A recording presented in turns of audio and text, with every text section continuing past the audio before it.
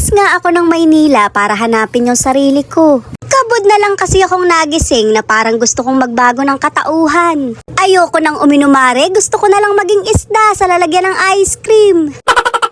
Nandito nga ako sa Laramia at for today's video, itatry kong maging food vlogger. O diba, dating nagsisindi, ngayon kakain ng libre. Malay nyo mare, hindi ako pagbayarin kapag nakitang binavlog ko. Mindset ba? Mindset. Napansin ko nga na meron din silang juice. Paano ko naman maiisipang sindihan to? Ang pangalan, Diyos ko Lord. Malulubay ka na lang talaga dahil lalamunin ka ng konsensya. Habang hinihintay ko nga yung order ko, naghanap muna ako ng CR. Shoot, mare, apuralayo ko sa inom pero yung napuntahan ko, inuman pa rin. Kakain lang naman talaga ako, may hidden lagusan pala dito. Hindi nga lang papuntang Encantadia, kundi papuntang Bagancia. Pagka ba naman ganitong tago, makakapagdala ka ng number 2. Pagka nasundan ka ng asawa mo, didiretso Bagancia.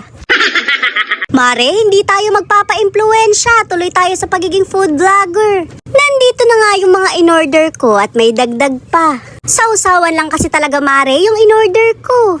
O diba, may content na, nabusog pa. Chariz. Kakain na nga sana ako kaso may bag pa pala akong suot. Inalis ko muna mare at para naman akong walang tiwala sa kapwa ko. Para BB cream lang at lip tint ang laman ng bag ko. Ingat na ingat pa ako.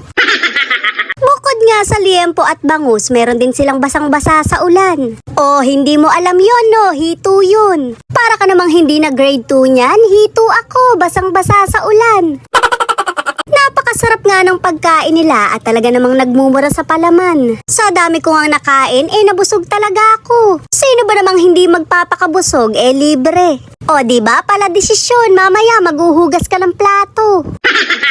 May natira pa nga kaming sisig at na-realize ko hindi pala soft drinks ang kapartner nito. Pero bago ko sabihin kung ano, magbabayad muna ako. Ang sabi ko nga kay Mare, kapag tinanggap niya yung bayad ko, sisiraan ko yung kainan nila. Syempre joke lang yun, nagbayad talaga ako dahil support ko yun sa business nila. Masarap naman kasi talaga Mare, kaya kahit hindi ko in-order, pinilit kong bayaran sila. Ang malupit pa nga doon, tutulungan ko sila na dumami ang customer. Ulam lang talaga yung bibili nila pero tinangay ko sa taas para uminom. Sumama naman agad yung magjowa dahil kalad ka rin sila. Ganyan ang mga gusto kong kasama Mare, hindi na nagdadalawang isip.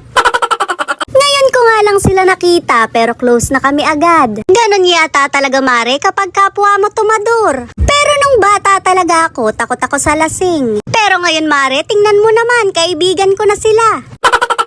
Mukhang nag-aalala nga lang yung jowa ng kumari ko. Dito rin siguro siya umiinom pero iba yung kasama. Chariz.